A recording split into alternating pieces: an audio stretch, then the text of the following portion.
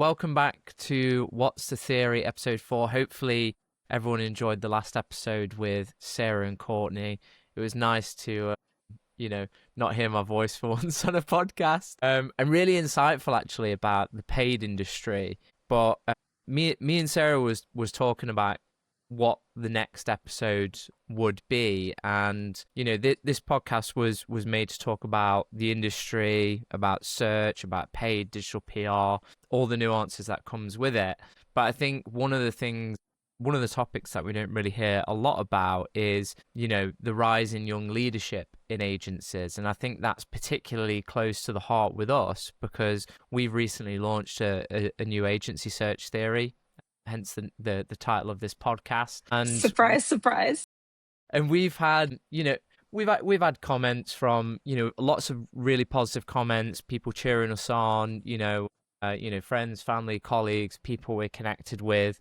And then on the other side of that, you do get some people who, quite naturally, I think it's quite normal in the industry at the moment to kind of question and say things like you're too young, or potentially you hear things said behind your back that you're not capable of being an MD or a CEO or a senior team and running a company. And I think me and Sarah had talked about this in a little bit more detail, and it's actually something that we've heard like pretty much all of our career, and so we felt quite compelled to talk about it in our podcast because a lot of our listeners will naturally be young people in the search industry who probably aspire to reach the top and want to understand what it's like to make the journey in becoming a senior person within an agency or at their in-house company, or maybe even one day becoming an MD or a CEO. So we felt it was quite important to talk about it because it's quite a taboo subject, and I know in the UK we don't have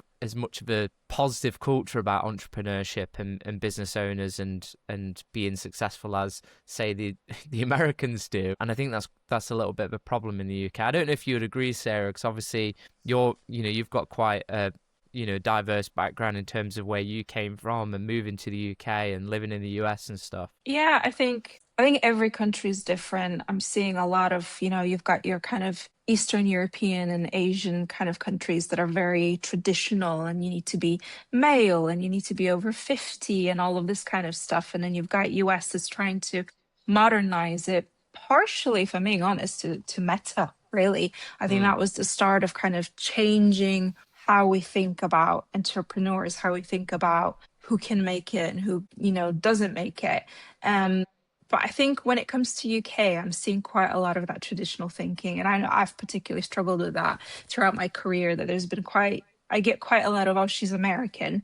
I get quite a lot of, oh, she's a woman. And I get recently quite a lot of, oh, she's young, which is something that you've experienced as well, which is disheartening because I feel like it doesn't matter how young you are. It's really the experience, the things that you got to do or didn't get to do. And I think that the reality is, especially in the US and now kind of slowly, very slowly coming to the UK, that actually a lot of MDs or heads of departments, directors, you don't have to be a business owner, but that senior leadership team is usually now in the 30s. And I think there's been some statistics even on Companies House in the UK that over 50% of the founders and MDs are actually in their 30s. They're not, your 40, 50-year-old men who have worked in sales for years. So it's an interesting statistic to see, because even though we're seeing that statistic, I don't actually feel like we're living it. I actually feel like I was shocked by the numbers that there's so many young people in leadership, because I don't actually feel it, if that makes sense. I feel like there's quite a lot of people, like you said, doubting us or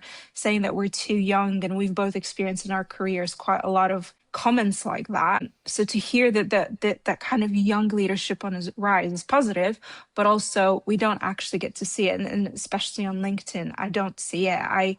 If anything, I see quite a lot of, well, they're young and inexperienced. What do they know? And there needs to be some sort of shift that happens. Well, I mean, I'm 30 years old and have the sort of title as CEO, which I will be clear, it's just it is just a title. It's important, but it is. You're 34-year-old and you're an MD.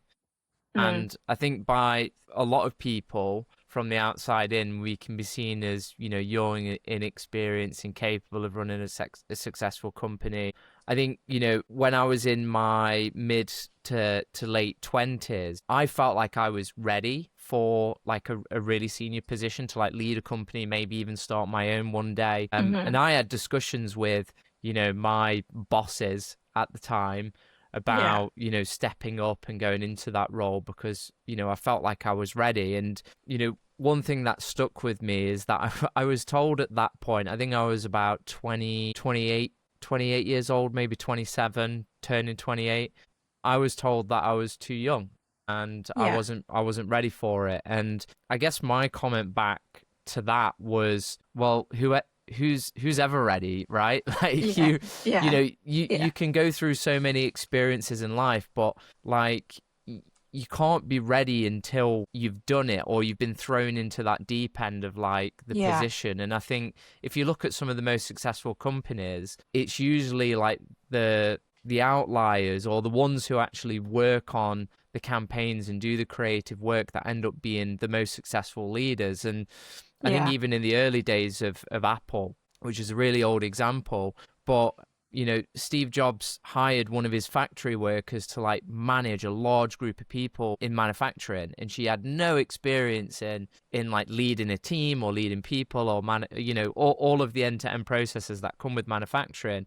But she was Yeah. such a unique person with a lot of work drive that he believed she could do it, and she did really well. And I Mm. think that's the thing. There are so many people that say, you're not ready, you're too young, you're too inexperienced. And to be honest, recently I've heard a bit of gossip out there over the past couple of weeks being shared by people who I won't name, but who quite simply don't agree with our way of thinking. Yeah. Yeah. And I think, I mean, if we're being honest, I think that's part of the reason why we are where we are today and why we've decided to start search theory. I know I had a bout of bosses that were very much against my thinking and my kind of wanting to do things differently. A lot of times I was told that I get a token title, so you're a head of department because, well, we need to shut you up. You've been here for a long time. You know what I mean? Like you get a title and they just kind of give it to you, and it was disheartening, being a head of department and going to SLT meetings. And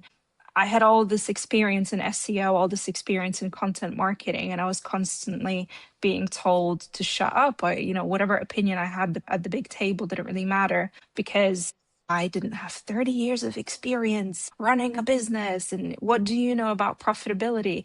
Which is shocking because as long as you're good with numbers and as long as you understand the principles of those things, you are good at it. I don't need 30 years of experience to understand the spreadsheet, to understand what profit and loss is, to understand salaries, to understand, taxes. I don't need 30 years of experience in that. I just need to understand the principles of it and actually get a go at it, which is, I think, what you've experienced as well, where we have done these things, we were doing those things very well, but because there was that kind of, well, you don't know what you're doing because I want to do these things this way. A lot of times it comes from salesmen who became businessmen who bought an agency or bought a business, and they know, I know marketing better than you do. And it's like, you really don't. You've never been a marketer. You didn't sit at a table copywriting into the night as a junior exec, and we have worked our way up to it and we've worked hard for it. And I think that's the biggest shift in young leadership, is that young leadership is more appealing now and it's growing because they are more inspirational, they are more receptive to feedback. I think that's a huge one. They're more receptive to correct themselves or actually admit that they've done something wrong and they need to change it. They have more of a drive to actually perform rather than just please clients. And that is a different way of thinking. I think we're not people pleasers as young people. I don't think we are. We're very outspoken. We're very honest, maybe too honest sometimes. But there shouldn't be things that are counted against you. It's like when somebody tells you, oh, you're too emotional to be a CEO or too emotional to be an MD. And it's like, well, what's wrong with being emotional? Why am I not allowed to be emotional and be passionate about my job? It's not all about just making money. It's about making clients happy, Hmm. about making your team happy. And I feel like that is very much lost on that older generation. Yeah, I think there's this almost like fake side to business that I see quite a lot with people's mentality that they think that, in order to run a successful company and be super successful in anything that you do, you have to build it massive and you have to build it big and it has to be a money making Mm, machine. And of course, making money is important, making profits important. It's how you survive long term. I think everyone goes in with the wrong mindset of that they want their company to be worth like 200 million, right? And yeah. look at the statistics in the data, and it's like there are very few companies that get to that stage, and that's okay. And not everyone's going to be making it. If you're aiming constantly for the 0.1%, I think inevitably you're gonna have to make some like morally questionable choices in Yeah. life and in professional work to make that happen. And we've seen this with larger companies in the past and present, where you have to be really harsh. You have to treat people like numbers. You have to be very, Mm, very dull and have, no emotion, and just yeah. churn people out and make those really tough decisions. Yeah.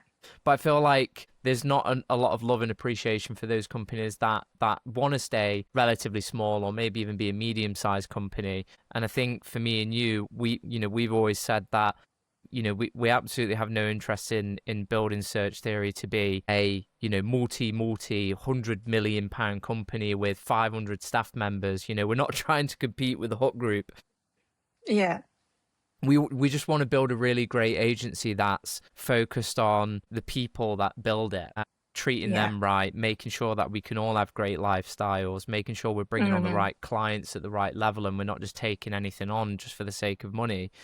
And I think I spoke to you about it early on, where I was like, I envision this world in which we have 10 clients, and we have like let's say a maximum of 30 staff, and Yeah. those 10 clients might be worth 500,000 each to us, right? So Yeah. we're like, that would be the dream for me, to have like 10 clients that we can focus on, we all enjoy working with. And if someone else comes along and says, I want to work with you, then we would have freedom of choice over, maybe we want to work with this other company, and it's not working out for this client that we've got. And I think, Yeah. it's really difficult when you're at such scales where you've got 500 people to really focus on, the quality of the work and the quality of how Yeah. you treat people, and you introduce new managers who don't have the same morals of you, and so on and so forth. So, you know, it's definitely been challenging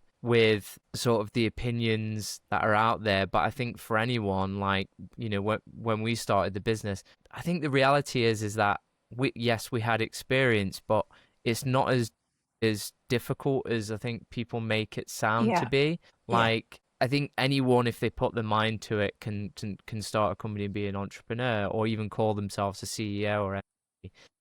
Hmm. You've just got to get the right advice from the right people. You can Google things these days. Information is accessible everywhere. Yeah. CEOs are getting younger every single year. I think 1.4 years every single year, with the average now Yeah. being 53 years old. Boards used to focus on massive executives, old seasoned executives who had weathered major economic challenges. But now I think there are a lot of companies who are moving towards younger leaders with raw Yeah. potential, innovation, and long-term success capability, because we've got a lot of new ideas to bring. Yeah, definitely. And to be fair, I think that was a long-winded intro, but I think that's a good starting point. Like performance and results wise, that younger generation thinks differently. I think yes, results are important and ROI is crucial, but I think we understand that actually getting those results isn't necessarily in driving people to the ground, in having everybody in the office 5 days a week, 9 to 5. It isn't in you know moving everything to Claude AI so that we don't have to spend any money. Well, you will, because tokens, hidden tokens, but it's not that simple. And I think our generation understands a lot more that it is about the team. If you make the team happy, if you give them the right benefits, if you give them the right flexibility, the right trust, then they are more happy. They're happy. They're more likely to work for you. They're more loyal to you. The work doesn't suffer because we're not in the office. And I think my previous two roles, that was a huge sticking point. And one of the reasons why I left both jobs was because I just did not fundamentally agree with how the staff were being treated. It isn't how I want to ever treat anybody. I don't want to be treated like that. You know, one of my jobs, I was ostracized because I had a child and I wanted to be able to drop him off at school in the morning. And I wasn't allowed to do that. I wasn't allowed to come in late, but some of my male colleagues who were directors were allowed to come in late after school drop off and make that make sense, you know? And previous job, you know, I wasn't allowed to make any choices to help our team. And you yourself know, because you were there, there's so many things that were against the employees. There were no benefits, there was no support, there was a lot of things that were going wrong. And we didn't have the capability to help, even though we were senior leaders. We Hmm. couldn't make the decision to be with those people, to make sure that they're happy. And I think that was such a morale just suffered. And once morale suffers, work suffers. And that's not how you get performance up. I don't know, like what do you think is the crux of performance and kind of getting the most out of people? You know, because I don't think, I mean, I know you and I agree on this, but I don't think the answer is make them work late, make them work over lunch, make them come into the office, or replace them with AI, is it? No, and I've always had the principles of like in everything that you do as a leader, you need to be firm but fair. Yeah. And I think fair is a subjective thing, but you also need to make sure that people have parameters and barriers that they can crash into. Yeah. And I think treating people right the way you would like to be treated is a very simple thing to do. And that's not always been the case, like you've said in previous roles. Where we feel like we've been mistreated and we have no control over what happens because there are powers that will be who have ultimate control over the company. But I think there is a complete disconnect at the moment between millennials and Gen Z and older generations who are a little bit more traditional in running a business. And Yeah. I think you have to really understand what millennials and Gen Z and newer generations coming in want to get out of work. And Yeah. we live in a world where there are social media stars and YouTubers and influencers who have so much freedom and they show off their cars and their houses and they can do anything they want. And that's you don't really see, TikTok reels of someone sitting in an office desk all day, typing up Yeah. work, working 9 hours, hustling. And so I think newer generations want different things. And I think we could probably say that we want the flexibility to be able to live our lives and have good balance, be able to Yeah. do our washing without, having to only do it on the weekend because we're stuck in the office all day.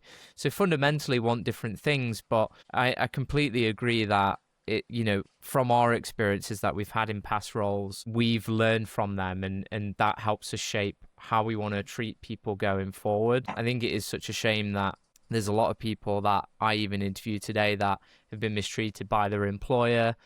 They've been bullied or forced to work in the office, or things aren't done correctly from like a HR and admin perspective. Hmm. And it really motivates you as someone coming in as a leader to be like, well, I want to be the change that I want to see. Yeah. So And that's my thoughts. there will always be an exception to the rule. Like we've all had that one employee that you hired that you thought was going to be great and they were just absolutely taking the piss. You know, Yeah. you gave them flexibility. I worked with someone once who, during work hours, funnily enough, in the office, he sat there watching bacon being fried on his phone, just openly in front of everyone instead of doing work. And those of you listening that know this story, know the story. You will always have people like that. And that is, you will have a cultural fit. Does someone align with your way of thinking? And I think that's maybe where recruitment needs to be a lot stricter. Do we kind of not only just screen for skills but also personality? Like, are you driven like the rest of the team? Do you have the same sort of thinking? Because if we're giving so much flexibility, you need to kind of feel that you trust that the people that you're giving the flexibility will get the work done. And ultimately it's obvious, if work isn't being done, deadlines aren't being met, it's very obvious that they're not kind of going in the right direction with you, and that's kind of its separate thing. But I think that leadership style, what you've just mentioned, that's so huge, is you learn from your own experiences. I think you mentioned to me a few days ago about Xbox, isn't it? That they've had a change in leadership, Mm. and just her kind of experience and how she came in and changed things. And she was so, you know, talked about for ages and hated on, and it ended up actually being a good thing. So I don't know if you want to tell that story. Yeah, so I mean, I think, I mean, if you're a gamer, I think it's quite adamant that Xbox has been struggling over the past 5, 6 years or so. You know, it had an existing leadership structure for a very long time, and they made a number of bad decisions that kind of led to the market decline of that business, where console sales were 3 times less than PlayStation's.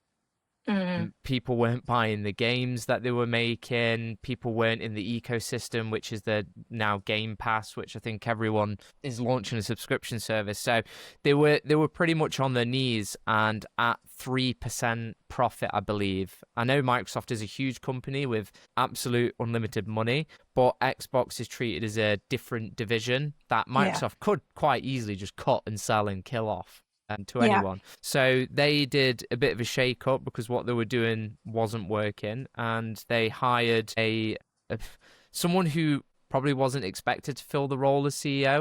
Her name is Mm, Asha. And she did work at Microsoft. She was in the AI division, and she doesn't play games. She's never been a CEO before, but she's been a product development director at Meta and a few other companies. So she's got the skills and merits behind her. But when that was yeah. announced that Asha was stepping into that CEO role, immediately this is what I noticed, because I thought it was great news that that's just, why not? Like, they're on their Yeah. knees anyway. Yeah. People were saying she's not a gamer. She can't. How can she run a company when she doesn't understand games?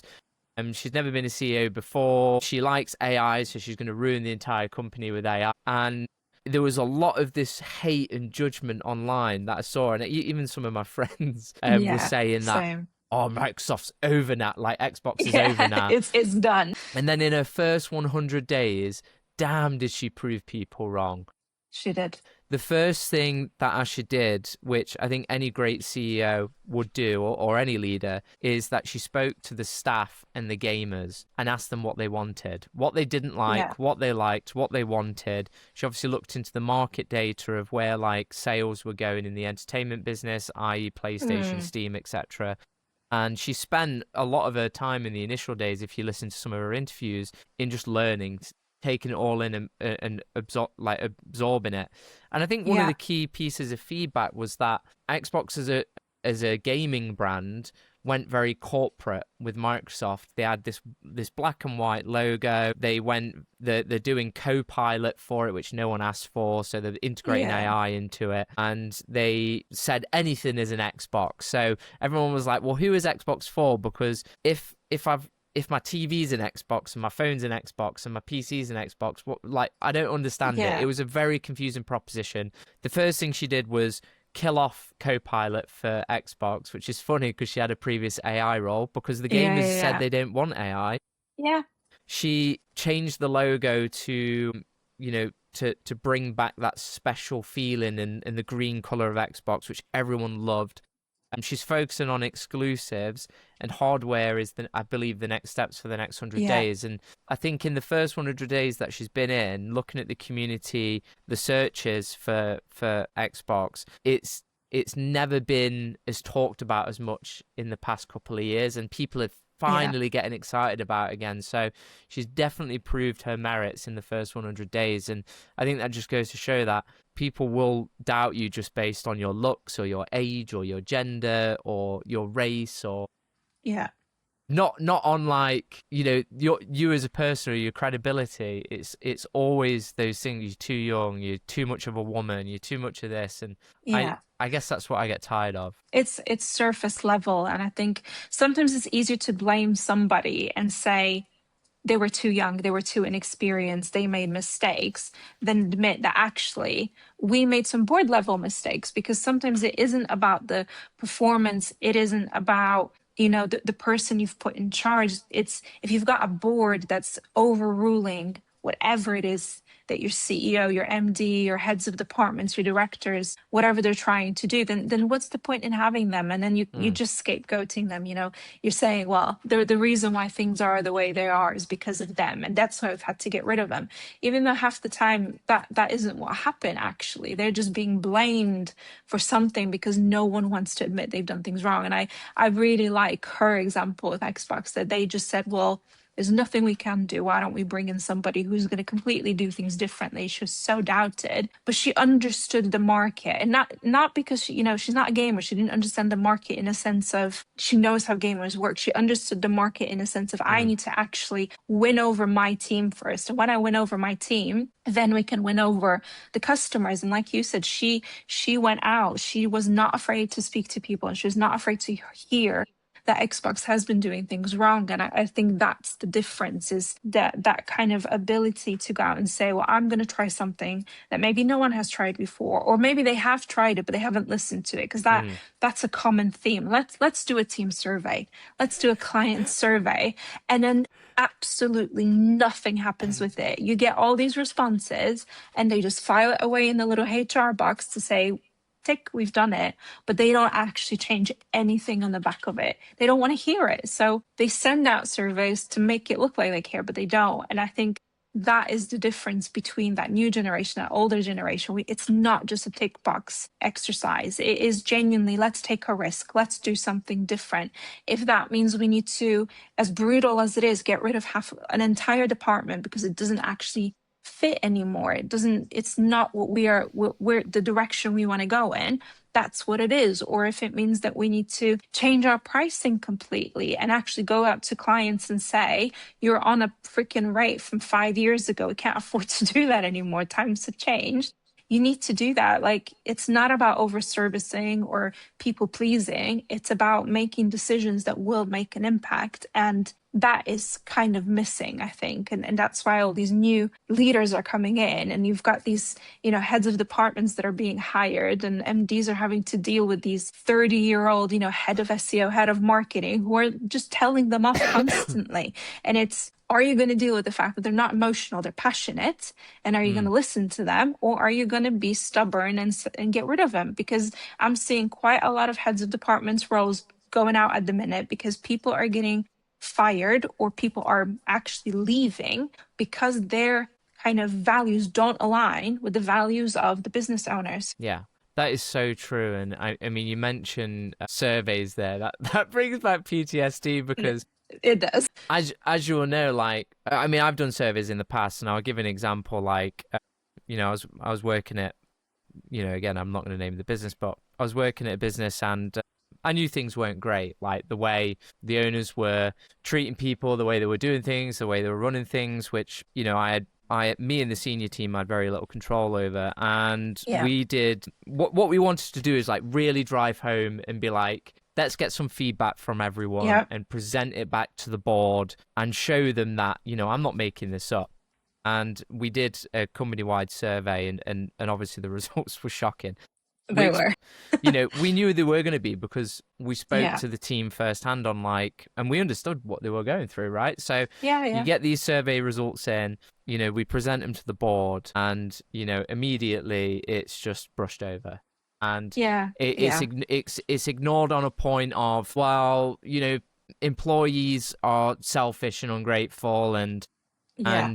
they're a bit immature, and people just try and take, and it Yeah. was like, did you listen to what people were? And my view has always been, right, if you have happy chickens, you have happy eggs, right? A Yeah. lot of us now buy fucking eggs from companies that have free roaming chickens, and it's because genuinely the eggs taste better and they look They better. do.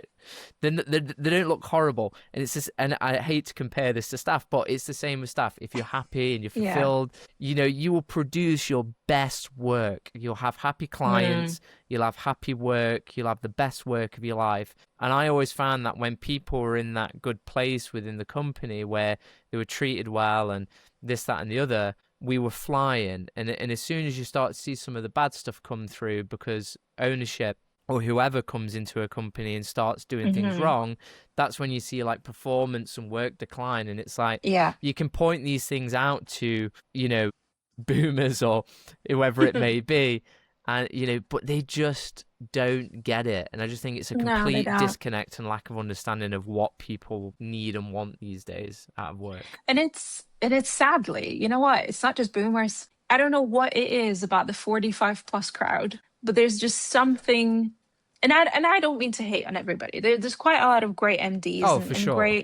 great leadership. That there's some agencies and people that I've worked with that I genuinely like will still support them, and I'm so grateful for the experiences I've had with them, and I've learned so much from them. And there's quite a lot of people in those 40s that I owe a lot to. But unfortunately, as we know from recent past experiences, there's a lot of those 40s who are just greedy. And I think kind of my thinking that I've really learned, and I think that is, if I can impart one piece of wisdom on people, and whether you are a senior manager, a head of department, or aspire to be an MD or CEO one day, I think understanding the basics of a business, as in finances. So, how much am I paying for my tools? How much am I paying for my office, for the taxes, for all these bits and pieces? You know, how much am I spending on salaries? And then how much are we charging clients? So how much is coming in and how much is going out? It is such a simple thing. Like, it really is not that difficult. All you need is a solid spreadsheet and some basic maths understanding. It isn't difficult. But if you understand that, you can genuinely do quite a lot with that information. And I think what I'm seeing is that greediness of people telling you there is no profit, we're doing really bad, like everything's horrible, no Christmas bonuses, no nothing, because we're in a tight spot. But I run the monthly sheets. I know for a fact, my dude, there should be a lot of money in the bank, Exactly. like I'm not stupid. And I think that is the one thing that a lot of business owners need to understand, that we are not stupid as a generation. We can do the maths. We know there should be XYZ. And I think that is the one thing that I know from me personally has my career grow and has made my job easier, is that very early on by one of my managers, I was taught to keep track of all the incomings and all the outgoings, so I can understand whether my clients and my work is actually profitable. And then when you scale that to a whole department and eventually a whole business, you really start to understand, well, where are we losing money or time, and where are we making time and money? Like, once you start to understand that, you can make smart decisions. And that doesn't require you being 50 years old and having 30 years of experience and you having gone through the freaking 1930s crash. Like, you don't need to do that. You can understand it because you can understand that basic math behind it. And then you can project for the future. When do I need to hire? When is capacity running out? The amount of times that a simple spreadsheet like that saved me, and I was able to get hires for our team to offload the work so people weren't working late because we understood those numbers. And that's what's so interesting, is that a lot of those greedy business owners just make decisions based on what makes the most profit, and then they think that we're just stupid little sheep who are going to continue to do the work in horrible conditions without really questioning it. But it's like you said, happy chickens lay happy eggs, and those chickens need to be fed. They need breaks. They need, normal working hours. You can't tell somebody that you have a lot of if you have a lot of work on, then why are you leaving the office at 5 o'clock? What the heck? Let somebody go home and eat the freaking dinner. Like, you can't say that. If you've got a lot of work to do, why are you leaving work at 5 o'clock? Because that's when I freaking clocked in. My day ended and I need to go eat dinner. Like, what is this? This isn't a prison camp. And I think that is a lot of things that we're seeing. And I think my kind of takeaway from all that we're talking about, and from my personal experiences, understand the basic numbers, and it can get you really, really far. And you don't need a business degree. You don't need to have been a salesman in your past life. You just need to understand the basic numbers and how they affect you and the people working with you. Yeah. I mean, that's especially true for agencies, because I think you can only really be a successful agency if you were once, a practitioner in the industry, someone Yeah. who did the creative work, worked with the other departments. You were treated a bit horribly by management, and I think the best leaders and best agency owners, and the ones that will survive, are people who turned from just being an SEO executive or head of department or Yeah, creative person into the agency owner themselves. Because I definitely. think fundamentally, this is a people-driven business. The product is fundamentally the people, right? We're Yeah. we're we're selling time as a service. We're not selling a product. It's not like we're manufacturing toothpaste and, we can replace all of the people with robots and the toothpaste Yeah, still gets made and the end consumer doesn't know. Clients care about who they work with and whether they're happy they and do. whether they're fun to work with. And I think people will choose us, and people have chosen us, because when we go on those calls initially with them and we present back a proposal, they look at us, and we understand this because we've worked in agencies for fucking Hmm. ages, that they look at us and go, I would hire these people myself as my employees, therefore I want to hire them as my agency. And if the Yeah, answer is, I don't like these people, I don't really get along with them, I wouldn't hire them as employees, then you won't get picked and they'll probably pick another exactly. agency. Yeah. There are other factors like price, etc., which I won't go into, but the best agencies have happy teams, have great leaders who have been there and done that. And I think those that I've seen that are struggling right now are run by people that have either just bought it or invested in it because they want to make money, which is not the reason to start an agency, Mm, or people who fundamentally haven't even been in the industry. And I mm, think that's really tough to see, because that's where you get a lot of like the venture capitalist types who will buy up these medium-sized larger agencies, and then you find out 5 years later they're not really running yeah. that well. And there's one that I'll highlight. I think most people know Stephen Bartlett and Social Chain and all of that. When I moved to Hmm. Manchester, Social Chain was really starting to like, they were probably 2 years in, I think. So they were barely anything. And, Stephen left and Dominic left and people sold and they sold it to a company. Have you heard of Social Chain recently? Nah, Like, it's died down, hasn't it?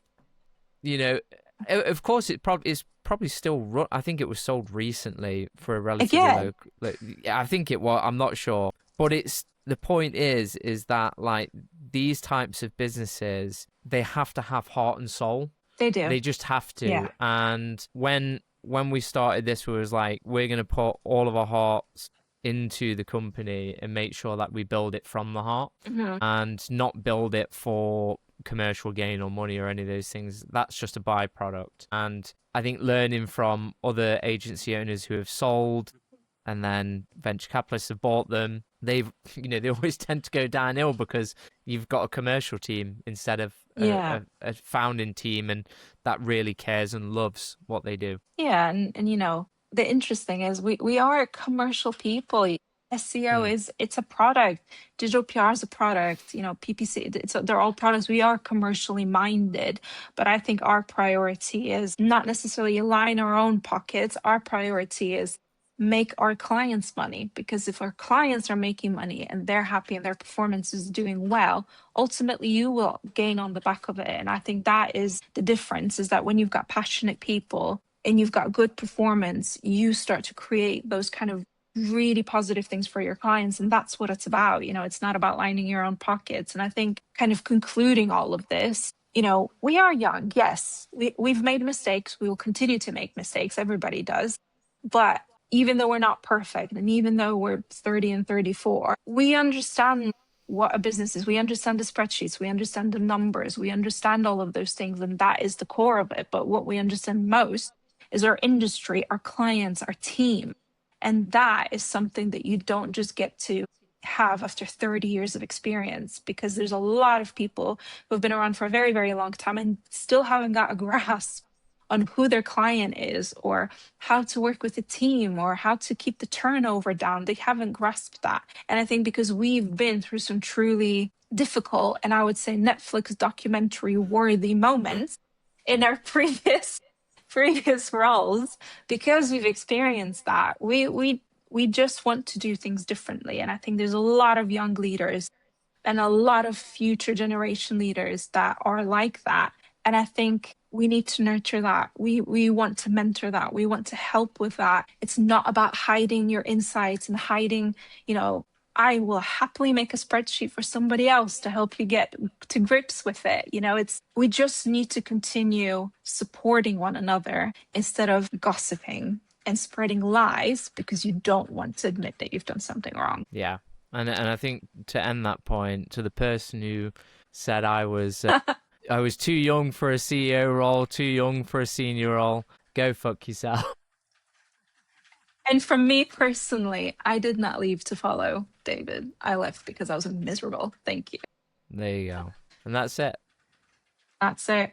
So if you are young and need help and are stuck with horrible bosses, get in touch. We'll teach you something about numbers. Yeah, and we've just hired a brilliant new junior, Henry, and it's the type of young people that we want to mentor and train to Yeah. get into this industry from a positive and creative perspective, where the possibilities are endless, not limited based on his age and experience. So super excited to have Henry on board, and that's exactly what we want to do, right? Yeah. There you go. Thanks for joining, everyone, and stay tuned for the next episode.